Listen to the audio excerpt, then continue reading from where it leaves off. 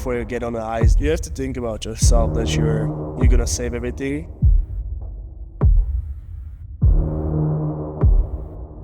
That you're gonna focus on every shot, that you're gonna stop every shot. You can't even think about for a second that, I might get scored on once. No, you have to every time before you get on the ice. Well, I'm gonna have shutout, I'm gonna help my team, I'm gonna help them win tonight. That's your mentality, do your job. You can be your own worst enemy sometimes, and getting in your head, and the mental aspect of goaltending is really underappreciated, but also, I think, very much emphasized. There is, like you said, a lot of hate, and you want to put that pressure on yourself. You want to succeed. The mental resiliency.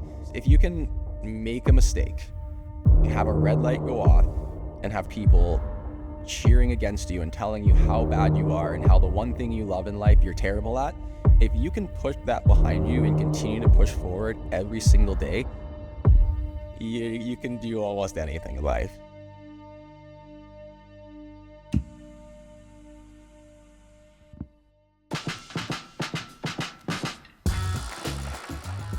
There's that baseline or that foundation of goaltending that, at the USHL level, all the goalies have. So it's what areas can we address to improve, and then what are those strengths to continue to build upon that are going to make them be successful at this level and then successful at the next level. Especially in the USHL, we want to win here and now.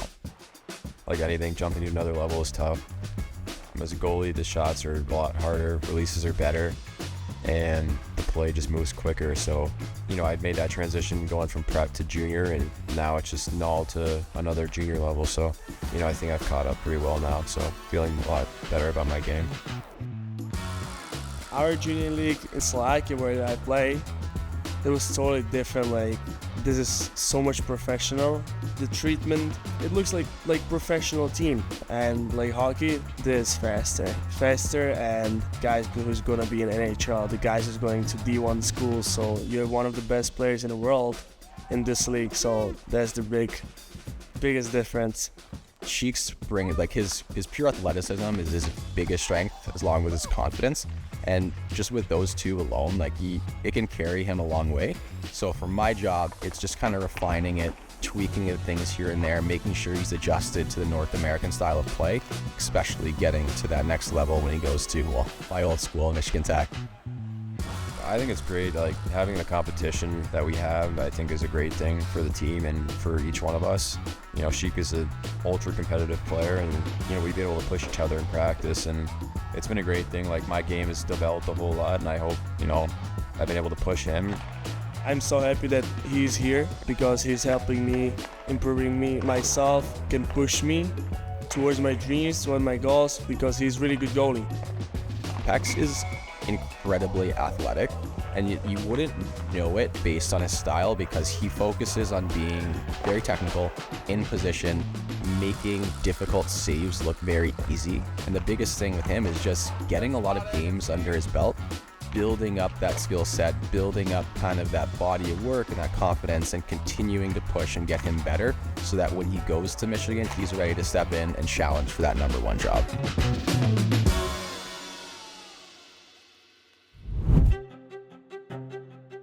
You got to have perspective. That's kind of one of the things I've really been focusing on is just, I have a life outside of hockey, and there's other things to life than hockey that can really shrink the magnitude of a bad game.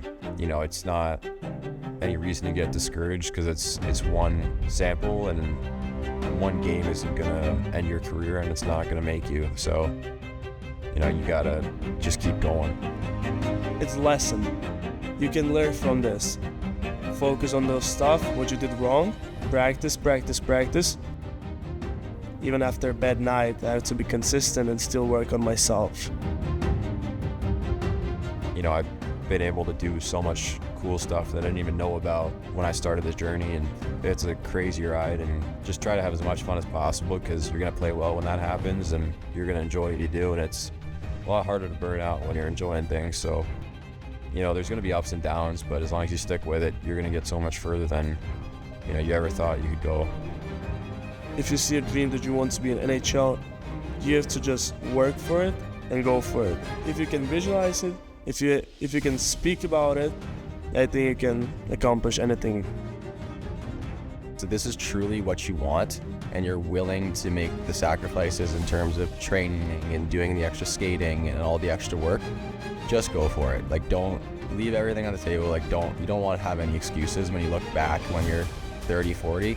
You don't want to be that guy or girl that's kind of like, well, I could have if I just worked harder. No, you just want to say, hey, I gave it my all. And that's what matters at the end of the day.